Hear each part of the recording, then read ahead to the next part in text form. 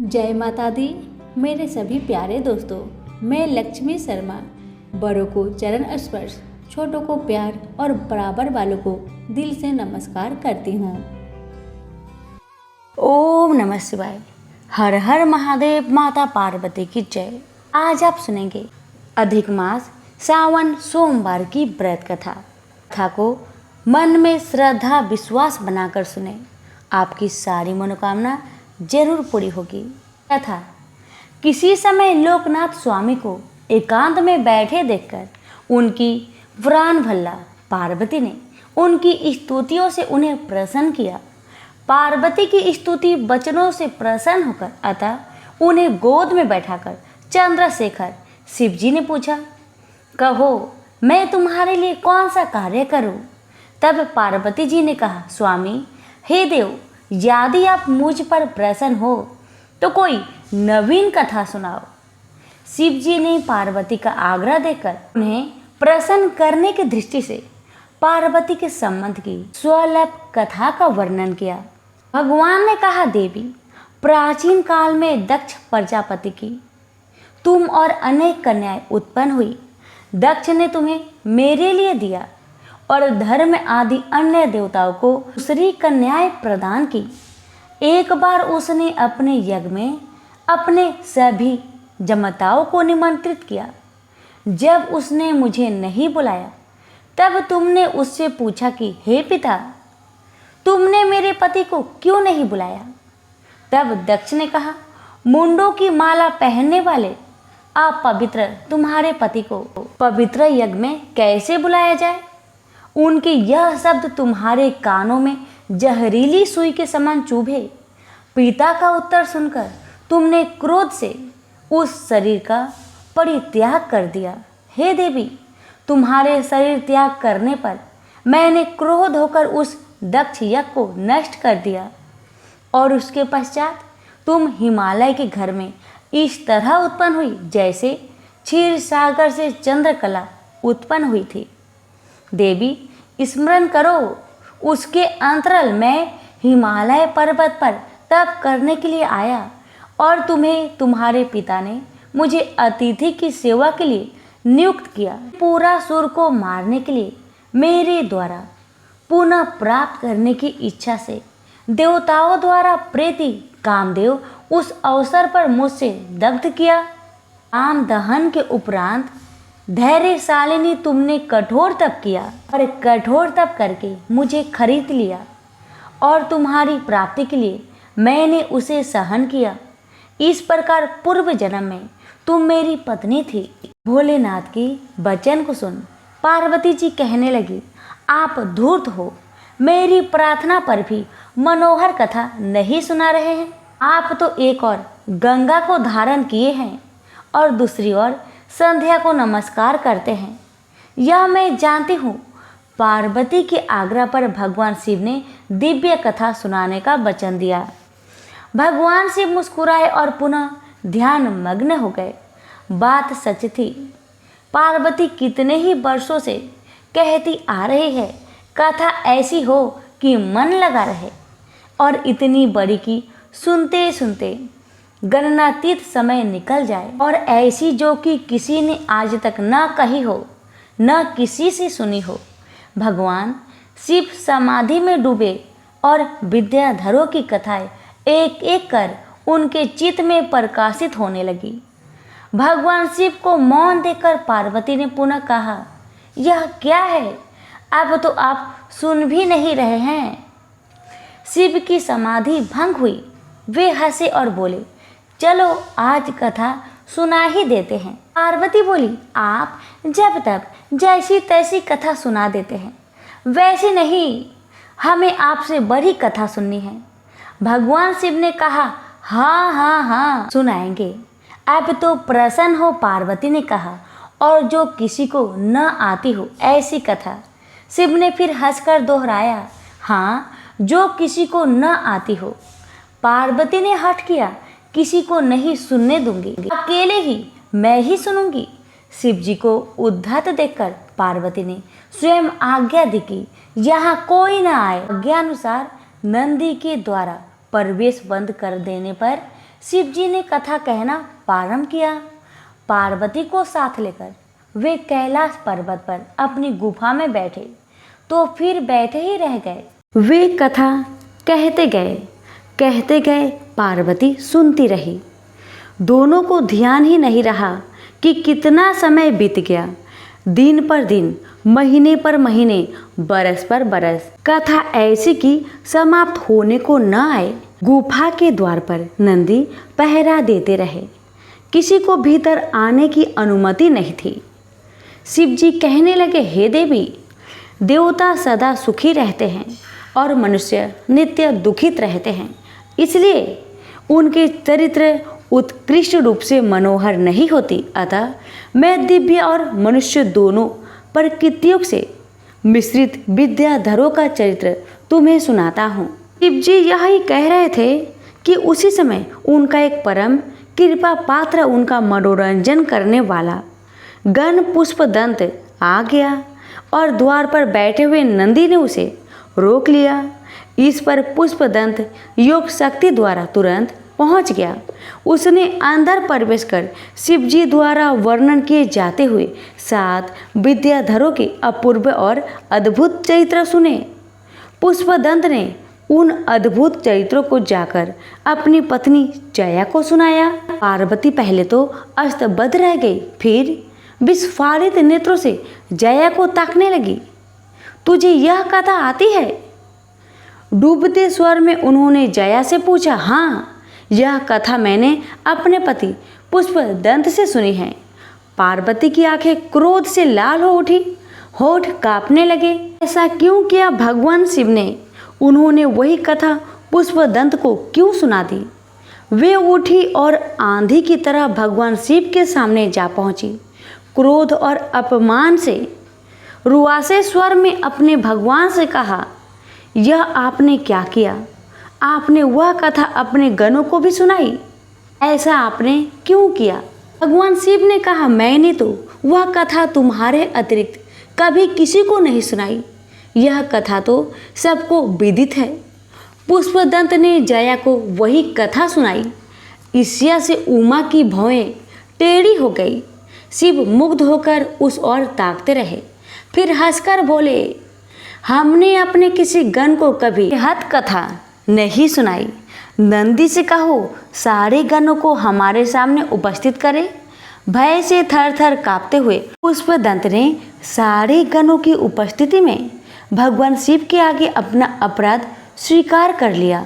कहा, भगवान, जब माँ भगवती को आप कथा सुनाने का उपक्रम कर रहे थे, तभी वह उनके दर्शन के लिए पहुंचा था। नंदी ने गुफा में जाने के लिए मना किया था, परंतु वह अद्भुत कथा सुनने के लोभ से योग शक्ति द्वारा अदृश्य होकर गुफा में जा छिपा और उनकी पूरी कथा सुन ली और फिर वही कथा उसने जया को भी सुनाई।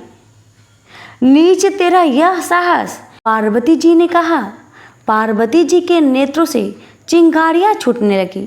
पुष्पदंत की घिंघी बंध गई। इसके मित्र मल्यवान ने साहस किया और आगे बढ़कर माँ भगवती के चरणों पर माथा रख दिया। फिर सविनय कहा, माँ, इस मूर्ख ने कौतूहलवश यह धृष्टा कर डाली है। इसका पहला अपराध क्षमा करे। दोनों को श्राप देते हुए पार्वती बोली, अच्छा, अब तू इसका पक्ष ले रहा है, जाओ तुम दोनों मनुष्य योनि में जा गिरो। शिव चुपचाप बैठे मुस्कुराते रहे। पार्वती और अपने गणों के बीच वे कुछ नहीं बोले। पति का श्राप मिलने की बात सुनकर जया दौड़ी हुई आई और रो रो कर पार्वती से दया की भीख मांगने लगी। उन्होंने श्रापग्रस्त गणों ने भी माता के चरणों पर माथा रख दिया। जब वे दोनों गण जया के साथ पार्वती के चरणों में गिरकर क्षमा प्रार्थना करने लगे, तब द्रवित हो पार्वती ने श्राप के अंत में घोषणा करते हुए कहा, सुप्रीतक नाम का यक्ष कुबेर के श्राप से विंध्यारण्य से पिशाच बनकर रहता है, जो कानभूति के नाम से प्रसिद्ध है। हे पुष्पदंत, जब तुम उस कानभूति को देखकर अपने पूर्व जन्म का स्मरण करोगे और यह कथा उसे सुनाओगे, तब श्राप से मुक्त हो जाओगे। यह मल्यवान जब कानुभूति से इस कथा को सुनकर प्रसारित करेगा तब कानुभूति के मुक्त होने पर यह भी मुक्त हो जाएगा।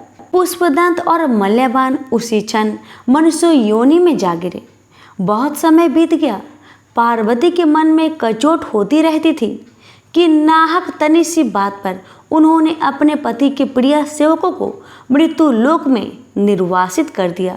तदंतर कुछ समय बीतने पर पार्वती ने करुणा युक्त होकर शिव से पूछा कि देव, मुझसे श्रापित हो वे दोनों गण कहाँ उत्पन्न हुए। तब चंद्रशेखर शिव ने कहा, प्रिय कौशाम्बी पांडव वंश के राजाओं ने हस्तिनापुर को छोड़कर कौशाम्बी को अपनी राजधानी बनाया। उस नगरी की स्थिति के संबंध में ऐतिहासिकों में मतभेद है, किंतु आजकल यह सिद्धांत प्राय स्थित है कि प्रयाग से पश्चिम 14 मील की दूरी पर स्थित कौशम गांव ही प्राचीन कौशाम्बी है। यह एक महानगर के अनेक वंशा विशेष मिले हैं। महात्मा बुद्ध ने भी यहाँ निवास किया था। पुरातत्व विभाग द्वारा खुदाई करने पर प्राचीन नगरी तथा बुद्ध संबंधी अवशेष प्राप्त हुई है।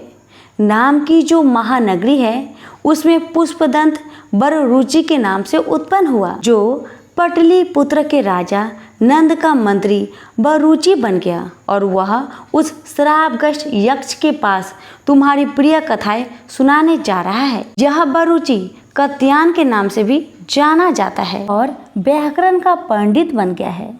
और मल्यवान गण भी सुप्रतिष्ठित नाम के नगर में गुणाधय नाम से उत्पन्न हुआ है। यही दोनों का वृत्तांत है। फिर भगवान ने बरुचि की कथा सुनानी शुरू की।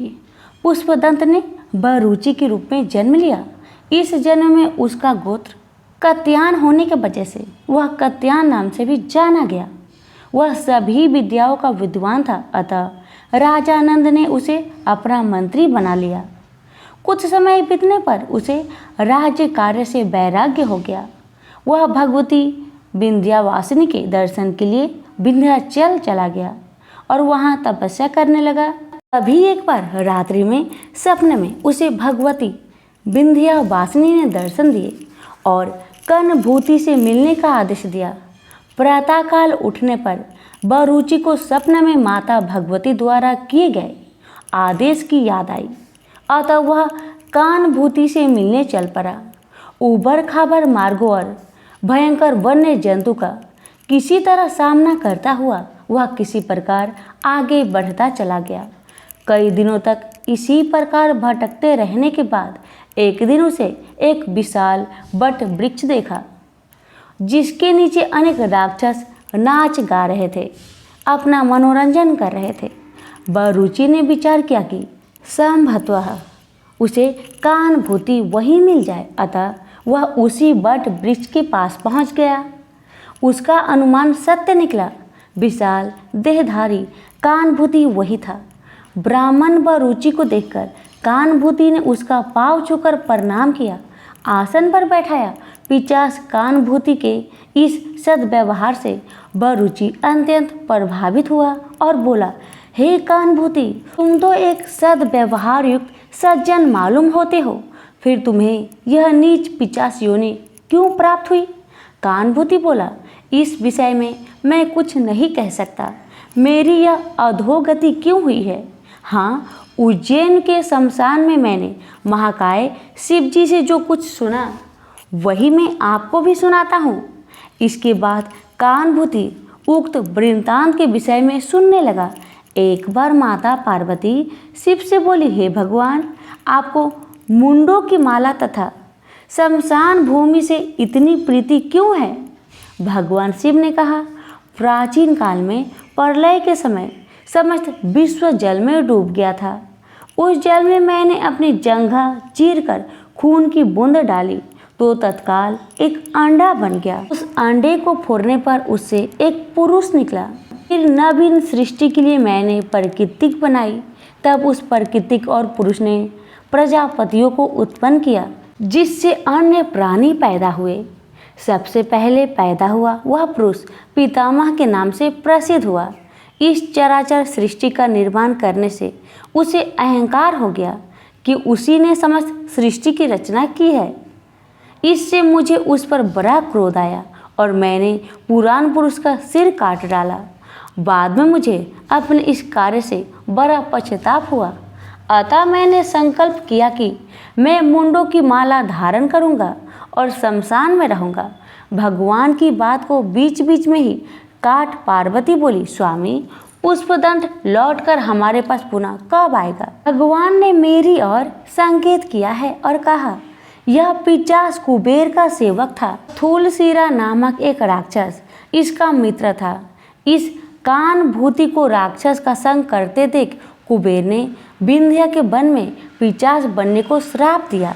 इसके ज्येष्ठ भाई दीर्घजंग को जब यह श्राप के विषय में पता चला तो वह कुबेर के पास गया और उसके पैरों में गिरकर इसके लिए क्षमा प्रार्थना की। तब कुबेर द्रवित हो उठा और बोला, अच्छा सो सुनो, पुष्पदंत नामक शिव का गण श्राप मिलने पर इसके पास आएगा, उसे यह महाकथा सुनाएगा। यह कानभूति श्रापग्रस्त शिव के दूसरे गण मल्यवान को भी यह कथा सुनाएगा। इस पर उन दोनों के साथ ही इसे भी श्राप से छुटकारा मिल जाएगा। कानभूति बरुचि से बोला, भगवान शिव की इस बात को सुनकर ही मैं यहाँ आया हूँ। मेरा यह श्राप पुष्पदंत से मिलने पर छूट जाएगा। मैं उसी की प्रतीक्षा कर रहा हूँ। कानभूति के चुप हो जाने पर बरुचि को अपने पूर्व जन्म की समस्त घटना याद हो आई। वह कानभूति से बोला, हे कानभूति, मैं ही वह पुष्पदंत हूँ। अब आपसे मैं उस कथा के विषय में कहता हूँ। इसके बाद बरुचि ने समस्त कथा कानभूति को सुनाई। समस्त कथा सुनने के बाद बरुचि ने बोला, हे भगवान, आप वस्तुतः रुद्र अवतार है। इन कथाओं को अन्य कोई नहीं जान सकता। आपकी कृपा से मुझे लगता है कि मैं श्राप मुक्त हो रहा हूँ। यदि कोई हानि ना समझे तो आपने इस जन्म के विषय में बतलाने की कृपा करें। अपने इस जन्म के विषय में बरुचि ने कहना आरंभ किया। कौशाम्बी में सोमदत्त नामक एक ब्राह्मण था, जिसका दूसरा नाम अग्निशिख भी था। उसकी पत्नी का नाम वसुदत्ता था, जो पूर्व जन्म में एक ऋषि की पुत्री थी। किसी श्राप के कारण उसे मनुष्य योनि में जन्म लेना पड़ा। वसुदत्ता से मेरी जन्म हुआ। बचपन में ही मेरे माता पिता चल बसे।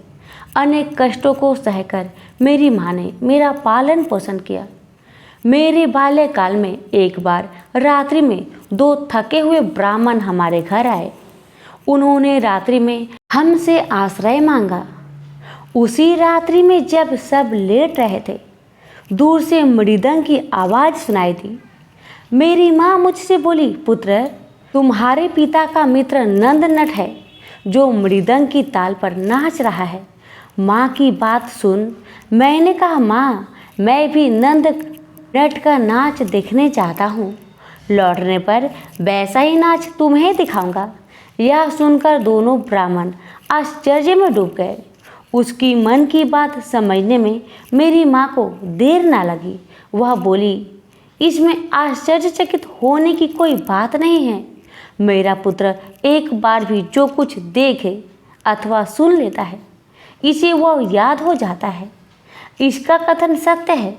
वहाँ से लौटने पर यह वैसा ही नृत्य करके दिखा देगा। मेरी माँ की बात पर उन दोनों ब्राह्मणों को विश्वास ना हुआ। मेरी परीक्षा लेने के लिए उन्होंने मुझे साख्या की एक पुस्तक पढ़ा दी और उसे दोहराने के लिए कहा। मैंने पुस्तक दोहरा दी। ब्राह्मण को इस पर भी विश्वास ना हुआ। वे समझे संभवतः वह पुस्तक मुझे पहले से ही याद थी। अतः जब मैं नाच देखने गया तो वह भी मेरे साथ हो लिए। वहाँ से लौटने पर मैंने समस्त नृत्य नाटिका का संगोपांग अभिनय अपनी माँ के सामने कर दिया।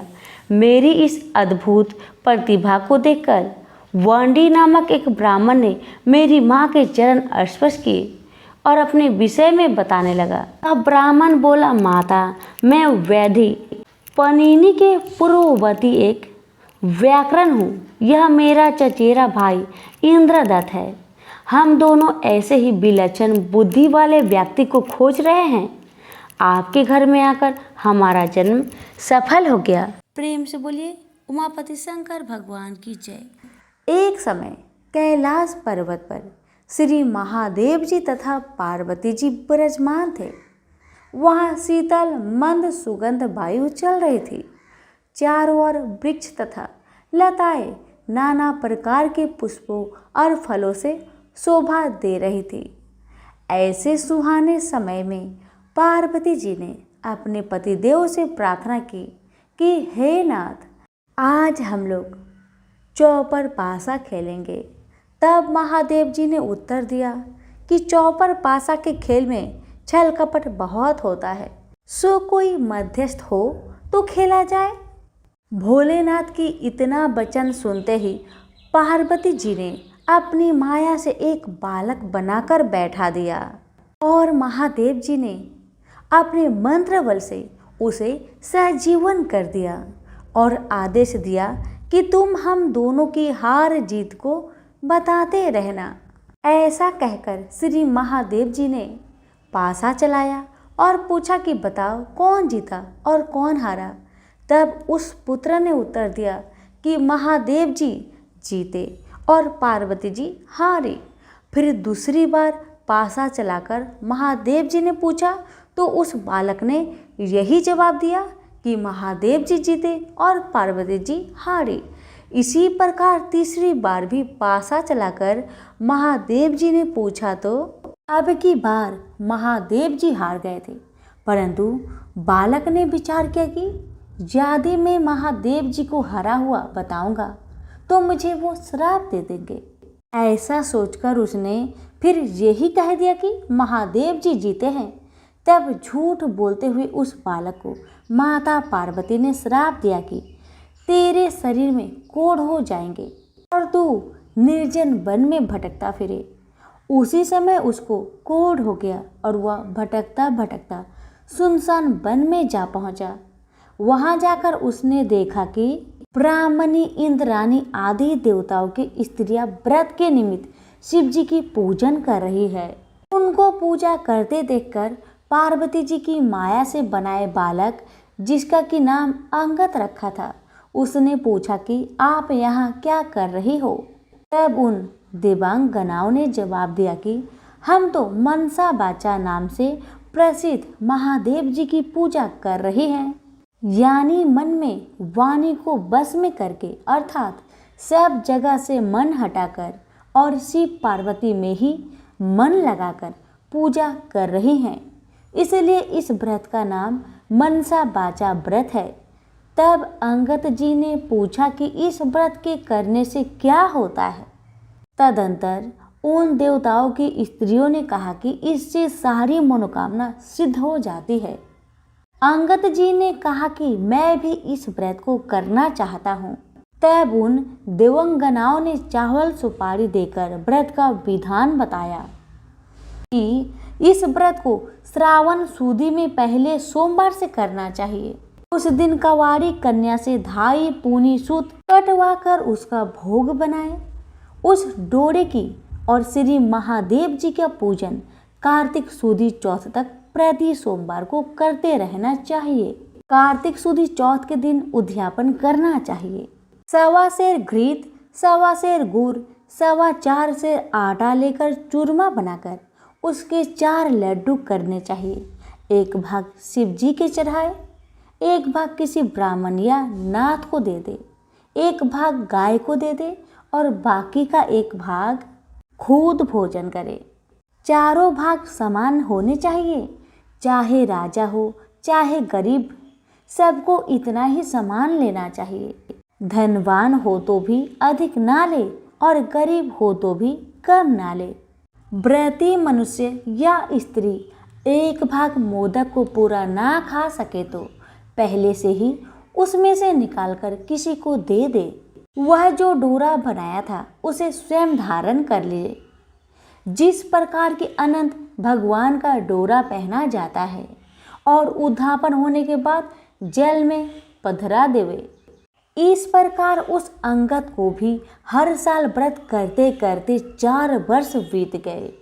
तब व्रत के प्रभाव से पार्वती जी के हृदय में दया उत्पन्न हो गई और महादेव जी से पूछा कि महाराज, जिसको मैंने श्राप दिया था उसका पता नहीं, उसको किसी ने मार तो नहीं दिया है। तब तीनों लोगों की सब बातें प्रत्यक्षवत जानने वाले महादेव जी ने कहा कि वह तो जीवित है। तब पार्वती जी ने कहा कि महाराज, ऐसा कोई व्रत हो तो बताओ जिससे कि वह मेरा मानसिक पुत्र फिर से मिल जाए। तब महादेव जी महाराज ने कहा कि श्रावण सुदी के पहले सोमवार के दिन कंवारी कन्या से 2.5 पुनी सूत कटवाकर उसका डोरा बनाना और उसे केसर आदि में रंगकर 4 गांठें देकर सुपारी पर लपेटकर ताम्र पात्र में रखकर उसे शिव रूप मानकर उसकी तथा शिव जी की पूजा करना चाहिए। इस प्रकार सोमवार के सोमवार शिव जी की पूजा करना, 1.25 सेर घृत, 1.25 सेर गुड़ और 1.25 सेर आटा लेकर चूरमा बनाना, उसके 4 भाग करना। 1 भाग शिव जी के अर्पण करे, दूसरा भाग ब्राह्मण को दे दे, तीसरा भाग गाय को दे दे और चौथा खुद भोजन करे। इसमें ना तो अधिक होना चाहिए और ना ही कमती होना चाहिए। इस प्रकार पार्वती जी ने भी यह व्रत किया। तब व्रत के प्रभाव से वह अंगद कोढ़ रहित हो गया और अपनी माता के पास बिना बुलाए ही चला गया। उसे आया देखकर पार्वती माता प्रसन्न होकर हंसने लगी। तो पुत्र ने पूछा कि हे मातेश्वरी, आप मुझे देखकर क्यों हंसी? तब माता ने कहा, हे पुत्र, मैं व्रत के प्रभाव को देखकर हंसी हूँ। यह तुम्हारा पिताजी का बताया हुआ मानसा वाचा व्रत है। यह व्रत मैंने किया तभी तुम आ गए हो। इस बात को सुनकर पुत्र ने कहा कि हे अम्बे, मैंने भी यह व्रत किया था, इससे कोढ़ भी मिट गया है। पार्वती माता ने कहा, हे पुत्र, अब तेरी क्या इच्छा है सो कहो। तब उस पुत्र ने कहा कि हे मातेश्वरी, मुझे उज्जैन नगरी का राज्य करने की और वहाँ की राजकुमारी से ब्याह करने की इच्छा है। पार्वती जी ने कहा, जा, तुझे उज्जैन का राज्य मिल जाएगा, तू फिर इस मनसा वाचा व्रत को कर ले। इस प्रकार उसने 4 वर्ष यह उत्तम व्रत किया, तब उसे उज्जैनी का राज्य मिल गया। अब नारद जी राजा युधिष्ठिर से कह रहे हैं कि उसे राज्य किस प्रकार मिला सो सुनो। उज्जैन के राजा रानी वृद्ध हो गए थे, उनके कोई पुत्र नहीं था, केवल एक राजकुमारी थी। राजा रानी ने सोचा कि इस कन्या का विवाह किसी राजकुमार से करके उसको राज्य दे दे। ऐसा निश्चय कर एक स्वयंवर रचा, जिसमें देश देश के राजकुमार आए। तब एक हथनी को श्रृंगार करा के पूजा करके हाथ जोड़कर राजा जी ने कहा कि हे हथनी, तू देव स्वरूपा है, यह माला ले और उसको पहना दे जो इस राज्य को संभाल सके और राजकुमारी के लायक ही बर हो। मामूली मनुष्य को माला मत पहना देना। तब वहीं पर देव योग से पार्वती जी का पुत्र भी अंगद वहां पहुंच गया। हथनी ने क्या किया कि अंगद के गले में ही माला को डाल दिया, परंतु लोगों ने कहा ये तो हथनी की भूल है, यह कोई राजकुमार नहीं है। ऐसा कहकर उस लड़के को तो दूर हटा दिया और हथनी को पुनः माला दे दी गई और प्रार्थना की गई कि हे माता, जो इस राज्य के लायक हो उसको ही माला पहनाना। हथनी ने दूसरी बार भी दूर जाकर उसी के गले में माला डाल दी।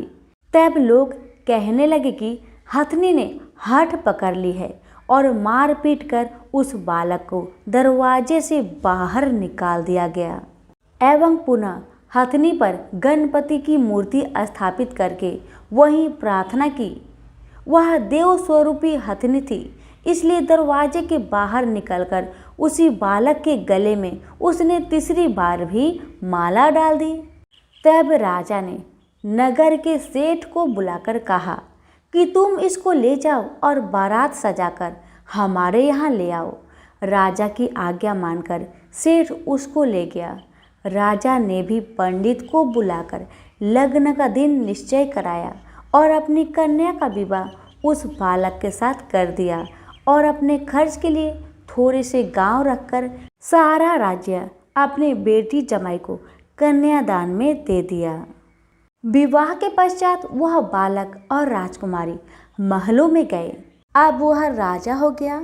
अब राजा की रानी ने पूछा कि हे पतिदेव, आप अपनी जात और नाम तो बताए।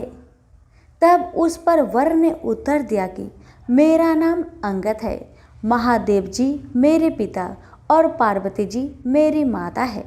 तब राजकुमारी ने कहा कि महाराज, इस बात को तो इस मृत्यु लोक के लोग नहीं मानेंगे, सत्य सत्य बताए।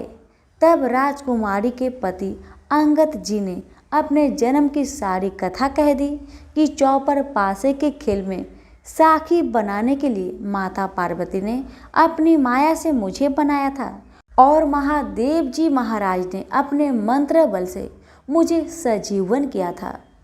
फिर जिस प्रकार मुझे श्राप दिया, जिस प्रकार इंद्राणी आदि देवताओं की स्त्रियां ने मुझे मानसा वाचा व्रत बतलाया, जिसको मैंने 4 वर्ष तक किया, तब माता पिता के पास वापस पहुंचा। माता ने मुझे गले लगाया और कहा कि अब तुम्हारी क्या इच्छा है। तब मैंने पिताजी से उज्जैनी के राज की इच्छा प्रकट की। फिर माता जी के कहने से मैंने 4 वर्ष मानसा बाचा नाम से प्रसिद्ध पिता शिव जी का व्रत किया। इसी व्रत के प्रभाव से आज मुझे उज्जैन का राज्य मिला और तुम जैसी रानी मिली है।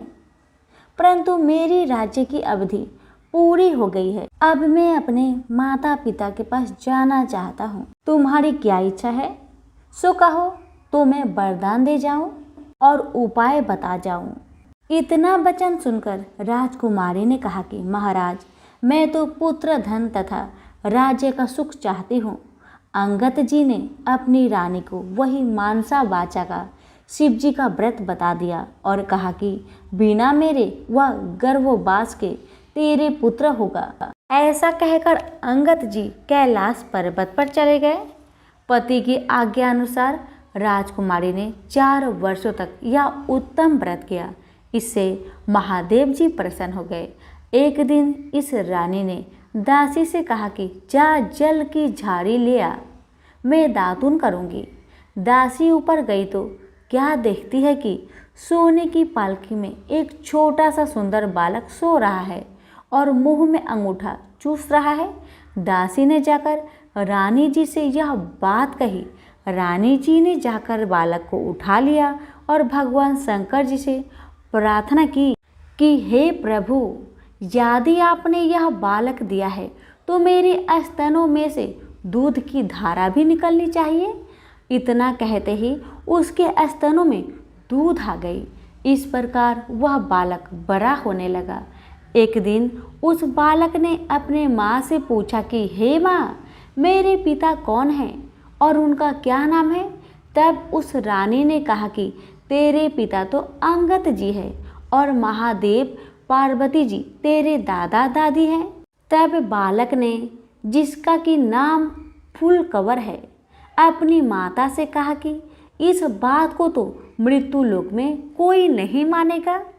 तब माता ने पुत्र को वह सारी कथा सुनाई। तुम्हारे पिता अंगद जी की उत्पत्ति पार्वती की इच्छा व माया से हुई और महादेव जी ने उनको सजीवन किया था। शिव पार्वती की चौपर पासा के खेल में झूठ बोलने से माता पार्वती ने श्राप दिया, जिससे वे कोढ़ी हो गए और उनको वन में भटकना पड़ा। तब मनसा बाचा के व्रत करने से वे भले चंगे हो गए और माता पार्वती जी से उनका पूर्ण मिलन हो गया। अपनी माता पार्वती के कहने से तुम्हारे पिताजी ने फिर मानसा बाचा शिव जी का व्रत किया। तब उनको उज्जैन का राज्य मिल गया और उनका विवाह मेरे साथ हो गया। उनकी अवधि कुछ ही दिन की थी, इसलिए वे तो अपने माता पिता के पास कैलाश चले गए और उनके बताए हुए व्रत को 4 वर्ष करके बिना गर्भवास के ही तुम मेरे यहाँ पुत्र रूप में प्रकट हो गए। अब तुम्हारी क्या अभिलाषा है, सो मुझे बताओ। माता के वचन को सुनकर पुत्र ने कहा कि हे माता, मेरी इच्छा चैदी राजा की कन्या से विवाह करने की है, क्योंकि मैंने उसकी प्रशंसा सुनी है। तब माता ने कहा, हे पुत्र, तू भी मनसा वाचा का व्रत कर। इस व्रत के करने वाले के लिए कुछ भी दुर्लभ नहीं है। पुत्र ने भी 4 वर्ष तक मनसा वाचा शिव जी का व्रत किया। तब भगवान शंकर जी ने चैदी राजा को सपने में आदेश दिया कि मेरे कहने से तू अपनी राजकुमारी का विवाह उज्जैन के राजकुमार से कर दे। चैदी राज ने भगवान शिव जी के वचन को माने और अपनी कन्या का विवाह उज्जैन के राजकुमार से कर दिया। अब वह राजा हो गया। एक दिन वह शिकार खेलने वन में गया। वहां उसको कोई शिकार हाथ नहीं आया। भूख प्यास से व्याकुल होकर वह एक बाग में जाकर आराम करने लगा। देवयोग से वहां कोई ब्राह्मण आ गया। उसने राजा को श्रीधरी पांचांग सुनाया कि आज कार्तिक सुदी चौथ है, सो आज मानसा वाचा के व्रत का उजीरना है। राजा ने कहा, महाराज, मुझसे तो भूल हो गई, आप हमें अब पूजन करा दे। ब्राह्मण ने पूजा के लिए शहर से रानी जी को खबर भेजी कि राजा साहेब शिकार के लिए यहाँ वन में ठहरे हुए हैं। आज कार्तिक सुदी चौथ का उजरना है, इसलिए 4.25 सेर आटा, 1.25 सेर घी, 1.25 सेर गुड़ का चूरमा बनवाकर मंगवाया। इस पर रानी ने सोचा कि फौज के कई आदमी साथ है, इतने से चूरमे में क्या होगा, तो उसने गाड़ी भरकर भेज दिया। नियम विरुद्ध अधिक प्रसाद होने से महादेव जी ने कोप करके राजा को सपना में कहा कि तुम अपनी रानी को निकाल दो, नहीं तो मैं तुम्हारा राज्य नष्ट कर दूंगा। राजा ने प्रमाण के अनुसार दोबारा चूरमा बनवाकर व्रत पूरा किया। महादेव जी के कथन के अनुसार राजा ने रानी को महल से निकाल दिया। रानी किले से रवाना हुई। थोड़ी दूर जाने पर दीवान मिले। दीवान ने पूछा कि रानी साहिबा, आप कहाँ पधार रहे हो? रानी सब बातें बताई। तब दीवान ने कहा कि मैं राजा साहब को समझाकर राजी कर लूँगा, तब तक आप मेरी हवेली में पधारे। रानी जैसे ही दीवान की हवेली में गई, वैसे ही दीवान अंधा हो गया। तब दीवान ने हाथ जोड़कर कहा कि आप यहाँ से पधारो।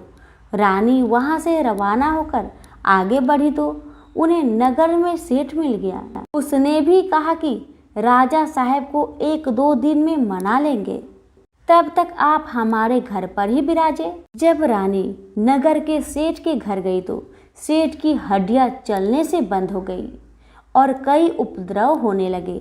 तब सेठ ने भी हाथ जोड़कर कहा कि रानी जी, यहाँ से आप पधारो। रानी वहाँ से आगे गई तो राजा जी का कुम्हार मिला। उसको रानी पर दया आ गई। वह रानी को अपने घर ले गया। कुम्हार के घर पर रानी के जाते ही उसका न्याय फूट गया, जिससे सारे बर्तन फूट गए और कुम्हार भी अंधा हो गया। तब कुम्हार ने भी रानी को अपने घर से निकल जाने की प्रार्थना की। आगे जाने पर एक माली मिला। उसने पूछा, आप कहाँ पधार रही हो? तो रानी ने कहा कि राजा साहब ने मुझे देश निकाला दिया है। तो माली को दया आई और वह रानी को अपने बाग में ले गया। माली ने कहा कि जब तक राजा जी का क्रोध मिटे तब तक आप यहाँ बाग में ही रहो। पर रानी के बाग में जाते ही बाग के पेड़ पौधे सब सूखकर जलने लगे। क्यारियों का पानी भी सूख गया और माली को भी कम दिखने लगा। तब माली ने भी रानी को वहाँ से चले जाने के लिए कह दिया। रानी वहाँ से निकलकर विचार करने लगी कि मुझसे ऐसा क्या पाप हो गया है कि मैं जहाँ जहाँ भी जाती हूँ वहाँ वह अनर्थ सा होने लगता है। ऐसा सोचते सोचते रानी ने देखा कि आगे 2 रास्ते हैं। पूछने पर मालूम हुआ कि एक तो 6 महीना का रास्ता है और दूसरा 3 दिन का। रानी 3 ही दिन के रास्ते पर चली। आगे जाते जाते शिप्रा नदी मिली। रानी ने दुख के मारे उसमें कूदकर आत्महत्या करनी चाहिए, पर जैसे ही वह नदी में कूदी तो नदी ही सूख गई। आगे चलने पर एक पर्वत आया। उसने सोचा कि इस पर चढ़कर गिर पड़ो। वह चढ़कर गिरने लगी तो पर्वत जमीन के बराबर हो गया। आगे जाने पर एक सिंह दिखाई दिया। रानी ने सोचा कि इस सिंह को छेड़ूं तो शायद यह मुझे खा जाए तो अच्छा ही है। रानी ने जैसे ही सिंह पर हाथ फेरा तो सिंह पत्थर का हो गया। आगे जाने पर बड़ा भारी अजगर सांप दिखाई दिया। रानी ने मरने के लिए उस बड़े सांप को छेड़ा तो सांप रस्सी बन गई। रानी हार मानकर आगे चली तो क्या देखती है कि वहाँ एक बड़ा भारी पीपल का वृक्ष है। उसी के पास एक सुंदर कुआं है और एक मंदिर बना हुआ है। वह मंदिर में जाकर मुंह ढककर बैठ गई और ओम नमः शिवाय इस पंचाक्षरी मंत्र को जपने लगी। उस दिन कार्तिक सुदी चौथ का दिन था। मंदिर का पुजारी नाथ सामान लेने गांव में गया था। वहां उसको कुत्ते ने काट खाया। पुजारी नाथ ने विचार किया कि हमारे आश्रम में ऐसा कौन पापी आ पहुंचा है जिसके कारण यह उत्पात हो गया है। मंदिर जाकर नाथ ने एक स्त्री को बैठा देखा तो कहने लगा, आज यहाँ कोई डाकन या भूतनी आ गई है। तब रानी ने विनय पूर्वक कहा कि महाराज, मैं ना डाकन हूँ और ना भूतनी हूँ, मैं तो मानवी हूँ, आकाश की घेरी और जमीन की झेली हुई दुखी स्त्री हूँ। यदि आप मुझे धर्म की बेटी बनाओ तो अपना सारा भेद कहूँ। नाथ ने यह स्वीकार कर लिया तो रानी ने अपना सारा भेद कह दिया और वहाँ से जाने लगी तो चल नहीं सकी। तब नाथ ने उजी रना का एक लड्डू उसे दे दिया। लड्डू को देखते ही रानी को व्रत याद आ गया। नाथ ने भी बता दिया कि आज कार्तिक सुदी चौथ है, यह मनसा बाचा के व्रत का प्रसाद है। इतना नियम है कि राजा हो तो भी अधिक प्रसाद न बनाए और गरीब हो तो भी कम ना बनाए। यह एक भाग का लड्डू है। तब रानी को समझ में आई कि मैंने प्रसाद का चरमा ज़्यादा भेजा था, इससे यह महादेव जी का दोष हुआ है। ऐसा विचार कर रानी ने नाथ जी से प्रार्थना की कि हे महाराज, इस व्रत को अब मैं भी करना चाहती हूँ। तब नाथ ने कहा कि यह श्रावण सुदी चौथ आ रही है, इस दिन से तुम व्रत शुरू करो। फिर नाथ जी ने कावड़ी कन्या से पूनी कटवाकर उसका डोरा बना दिया। पूजन का सामान लाकर सोमवार के सोमवार व्रत और पूजन करती रही। जब कार्तिक सुदी चौथ आई तब नाथ जी गांव में जाकर सामान ले आए। 1.25 सेर घी, 1.25 सेर गुड़, 4.25 सेर आटा का चूरमा बनाया। चूरमा के 4 भाग किए और शिव पार्वती की मानसा बाचा पूजा की। इस तरह व्रत करते करते 4 वर्ष बीत गए तो महादेव जी महाराज ने राजा को स्वप्न में दर्शन देकर कहा कि राजन, अब तू रानी को बुलवा ले, नहीं तो मैं तेरे राज्य का नाश कर दूंगा। तब राजा ने कहा कि महाराज, अब रानी का पता लगाना कठिन है, आपकी आज्ञा से ही तो उसे देश निकाला दिया था। तब महादेव जी ने कहा, हे राजन, तू 4 विश्वासी नौकरों को पूरब के दरवाजे पर भेज दे। वहाँ बिना नाथे हुए बैलों की गाड़ी आएगी। वह गाड़ी वहाँ जाकर ठहरेगी जहाँ पर तुम्हारी रानी है। प्रातःकाल राजा ने 4 आदमी भेजे। आगे बिना नाथे हुए बैलों की गाड़ी आई, उसमें वे चारों बैठ गए और उसी मंदिर तक चले गए जहाँ पर रानी थी। वह रानी को पहचान कर सेवकों ने कहा कि हे रानी जी, अब आप पधारिए, राजा साहब ने आपको बुलाया है और इसी कार्य के लिए हमको भेजा है। तब रानी ने नाथ जी को कहा कि मैं आपकी धर्म की बेटी हूँ, सो आप मुझे सीख देकर भेजो। तब नाथ जी ने मिट्टी के हाथी घोड़ा व पालकी बनवाकर मंत्र के छींटे दिए, जिससे वे सच्चे हाथी घोड़ा पालकी बन गए। रानी ने नाथ जी से फिर कहा कि हे पिताजी, आते समय रास्ते में मेरे रहने से कई जीव का नुकसान हो गया था। तो उनका भी उद्धार हो जाना चाहिए, नहीं तो यह पाप भी मुझको ही लगेगा। तब नाथ जी ने शिव जी के स्नान कराए जल की एक झाड़ी भर दी और कहा कि हे बेटी, तू इस जल की छींटा ओम नमः शिवाय कहकर डाल दी जाना, सो तेरे सारे पाप निवृत्त हो जाएंगे। अब तो रानी शिव पार्वती की ओर नाथ जी को साष्टांग नमस्कार कर लेने को आए चारों सेवकों के साथ रवाना हो गई।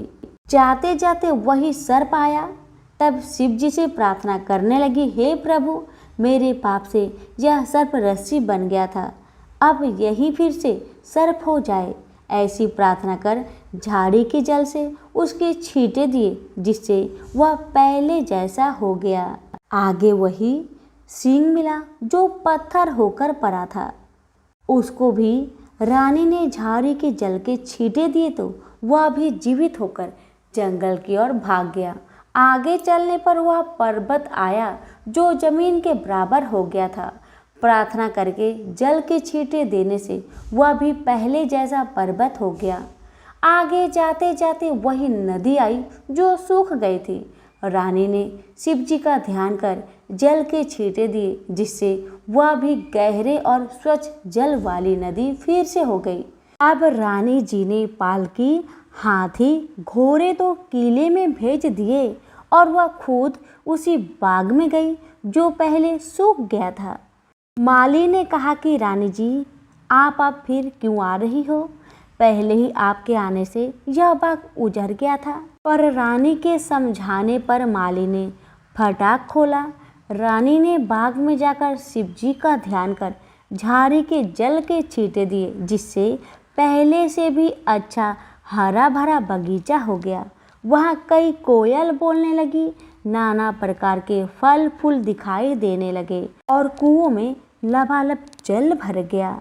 फिर रानी जी ने उसी कुम्हार के घर गई तो कुम्हार की आंखें खुल गई और जल के छींटे देने से न्याव के बर्तन सोने और चांदी के बन गए। कुम्हार ने कहा कि रानी जी, ये सोने के बर्तन हमारे पास कौन रहने देगा? तब रानी जी ने कहा कि इनमें से 4 बर्तन राजा की भेंट कर देना। इसी तरह रानी नगर सेठ के घर गई तो उसकी हड्डियां सिकीरने लगी। वह व्यापार में लाभ होने लगा। तब नगर के सेठ ने कहा कि अन्नदाता जी, आपके पधारने से हमारे यहाँ रिद्धि सिद्धि हुई है। इस खुशी में मैं सारी नगरी को जिमाना चाहता हूँ।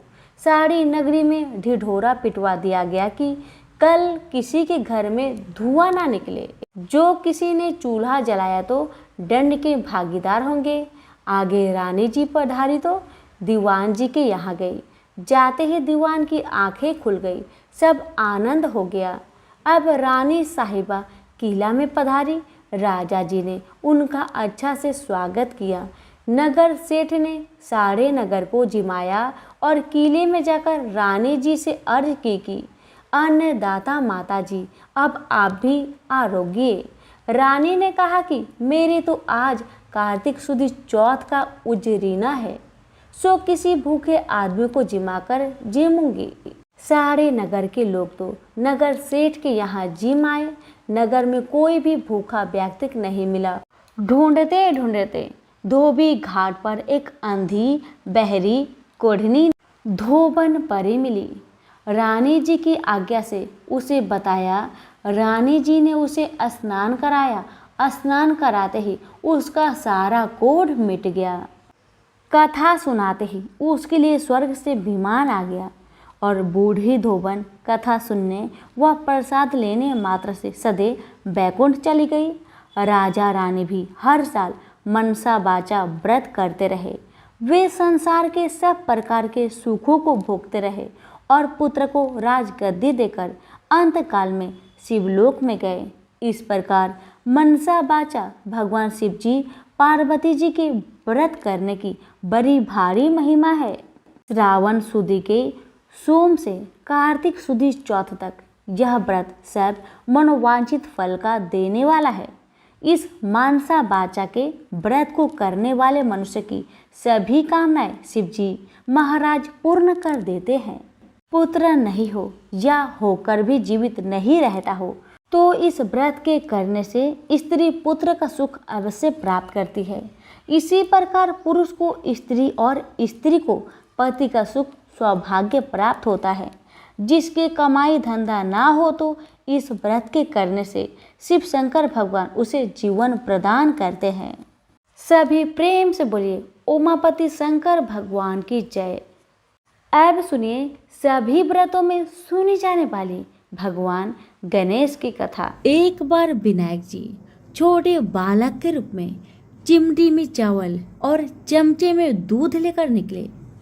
वो हर किसी से कह रहे थे कि कोई मेरे लिए खीर बना दो, कोई मेरे लिए खीर बना दो, मगर किसी ने भी विनायक जी के लिए खीर नहीं बनाया। कुछ दूर चलते चलते कुछ आगे बढ़ने पर विनायक जी को एक बूढ़ी माई बैठी मिली। विनायक जी बूढ़ी माई के पास जाकर बोले, कोई मेरे लिए खीर बना दो, कोई मेरे लिए खीर बना दो। तो बूढ़ी माई ने कहा, बेटा ला मैं तेरे लिए खीर बना देती हूँ।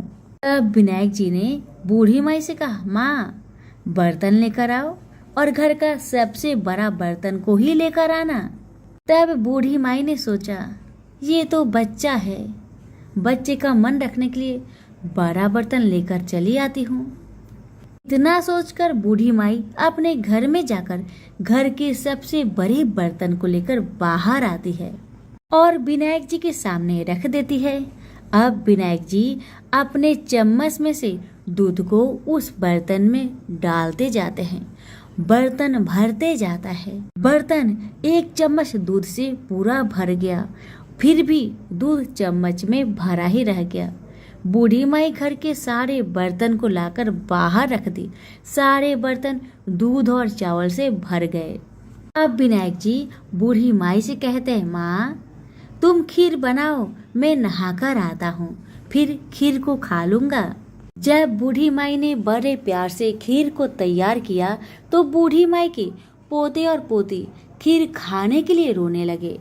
तब बूढ़ी माई अपने आंखें को बंद करके विनायक जी का नाम लेकर चूल्हे में थोड़ा सा खीर को डाल दिया और कहने लगी, विनायक जी आपका भोग लगे। इतना करने के बाद बूढ़ी माई ने अपने पोते पोती को कटोरी भर भर कर खीर खाने को दे दिया। अब तो ऊपर छत पे बैठी पड़ोसन ने बूढ़ी माई को ये सब करते देख लिया। अब तो बूढ़ी माई ने सोचा, इस पड़ोसन को भी कटोरा भरकर खीर दे देना ही पड़ेगा, वरना ये किसी से चुगली कर देगी।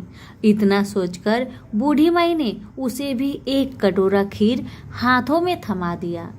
अब इतना होने के बाद बूढ़ी माई की बेटे की बहू ने चुपके से एक कटोरा खीर निकाली और उसे चुपके से खाकर चक्की के नीचे छुपा दिया। इतना होने के बावजूद भी गणेश जी यानी कि विनायक जी अभी तक नहाकर नहीं आए थे।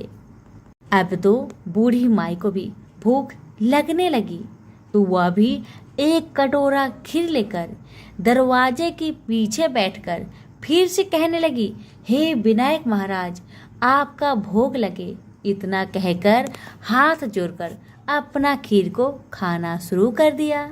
अब इतना होने के बाद गणेश जी आ गए। तब बूढ़ी माई ने कहा, आरे गणेश, आरे मेरे विनायक, खा ले तेरा खीर, मैं तो तेरा ही इंतजार कर रही थी। तब विनायक जी ने कहा, माँ मैंने तो खीर पहले ही खा लिया है। तब बूढ़ी माई ने कहा, कब खाया बेटा तुमने खीर? तब विनायक जी ने कहा, जब तेरे पोते पोती ने खाई थी तब मैंने खाया था, और जब तेरी पड़ोसन ने खाई थी तब भी खाया था, और जब तेरी बहू ने खाई तब भी खाया था। अब तूने खीर खाई तो तेरा पेट पूरा भर गया। तब बूढ़ी माई ने कहा, बेटा तेरी सारी बात तो सच है, लेकिन बहू बेचारी सुबह से घर का सारा काम में लगी है, तो उसने फिर खीर कब खाई बताओ? तब विनायक जी महाराज ने कहा, चक्की के नीचे जाकर देखो माँ, वहाँ कटोरा पड़ा है। तूने तो मेरे लिए भोग लगाया था, पर तेरी बहू ने बिना भोग लगाए ही खीर को खा गई। तब बूढ़ी माई ने विनायक जी से कहा, बेटा घर की बात है, घर में रहने दो। अब बताओ कि बची हुई बाकी खीर का मैं क्या करूं? तब विनायक जी ने कहा, नगरी को जिमा दो। बूढ़ी माई ने पूरी नगरी जिमा दी, फिर भी बर्तन खाली नहीं हुआ। जब राजा को यह बात पता चली तो राजा ने बुढ़िया को बुलवाया और कहा, क्या रे बुढ़िया, ऐसा बर्तन तेरे घर में कहाँ से आया? ऐसा बर्तन तो राजा के महल में होना चाहिए। बुढ़िया ने कहा, राजा जी इस बर्तन को आप ही रख लो। राजा जी ने महल में बर्तन को मंगवा लिया और बर्तन को महल में लाते ही सारे खीर, कीड़े मकोड़े, बिच्छू, ककले बन गए और बहुत दुर्गंध आने लगी। यह देखकर राजा ने बूढ़ी माई से कहा, बुढ़िया अपने बर्तन को तुम वापस ले जाओ, मुझे नहीं चाहिए ऐसे बर्तन। बूढ़ी माई ने कहा, ठीक है महाराज, जैसा आप कहे, लेकिन ये तो बर्तन मुझे मेरे विनायक जी ने दिया है। बुढ़िया माई ने बर्तन वापस लिया। बूढ़ी माई के बर्तन वापस लेते ही फिर से वह बर्तन खीर से भर गया और सुगंधित खुशबू आने लगी। बूढ़ी माई घर आकर विनायक जी से कहने लगी, हे विनायक महाराज, बर्तन में बचे हुए खीर को मैं क्या करूं? तब विनायक जी ने कहा, बची हुई खीर को झोपड़ी के कोने में खरा खोद कर डाल दो। उसी जगह सुबह जब तुम उठकर खोदोगी तो धन के 2 चारे मिलेंगे। ऐसा कहकर विनायक महाराज अंतर ध्यान हो गए और जाने से पहले विनायक महाराज ने बूढ़ी माई की झोपड़ी में लात मारकर चले गए। वैसे ही बूढ़ी माई की झोपड़ी तो महल में बदल गया। सुबह बहू ने फावड़ा लेकर पूरे घर को खोद डाला, लेकिन कुछ मिला ही नहीं। तो बहू ने सासू माँ से कहने लगी, सासू माँ तेरे विनायक जी तो झूठे हैं। सासू माँ कहने लगी, नहीं नहीं, मेरे विनायक जी तो झूठा नहीं है, ला मैं देखती हूँ। बुढ़िया माई ने सुई लेकर खोजने लगी तो टन टन करते 2 धन के चारे निकल आए। तब बहू ने कहा, सासू माँ तेरे गणेश जी तो साचो है। सासू माँ ने अपने बहू से कहा, विनायक जी तो भाव नाव के भूखे हैं। हे विनायक जी महाराज, हे गजानंद, हे गणेश जी महाराज, जैसे आपने बूढ़ी माई को दिया वैसे सबको देना। विनायक जी की कहानी कहने वाले, हुक्कारे भरने वाले और आसपास के सभी सुनने वाले सबको देना। तो सभी प्रेम से बोले, विनायक महाराज की जय।